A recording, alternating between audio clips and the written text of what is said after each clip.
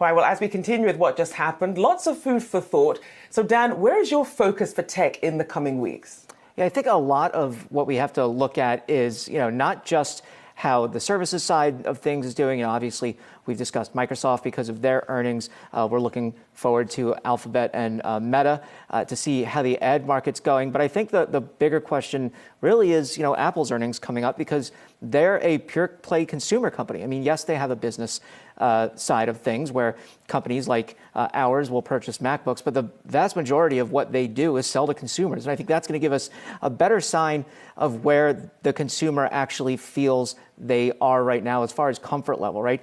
The idea of the PC market slowing down, okay, people hold on to their PCs for 5-7 years or until it starts spitting dust out the back of it. But I think the iPhone, the sales of things like iPad that sign-ups for services, I think that's going to give us a better indication than the PC market itself.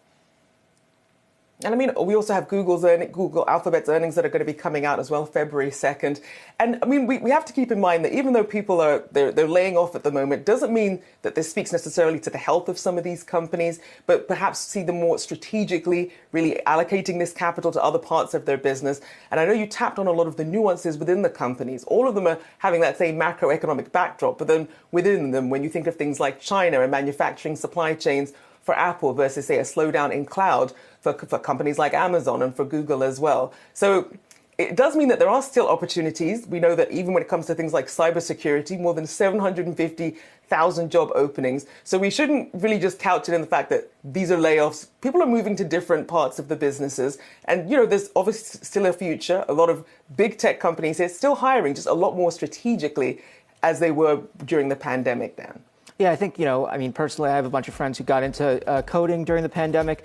They're still able to find jobs, no problem. So I think that's going to be, the sector's hurting, but does that mean that there's no jobs out there? No, there's other industries that need these people, not just the tech industry. There are tech jobs outside of the tech industry for sure. It's true. Big tech gets all the headlines, but obviously jobs of the future attached to these other industries that still need tech as well.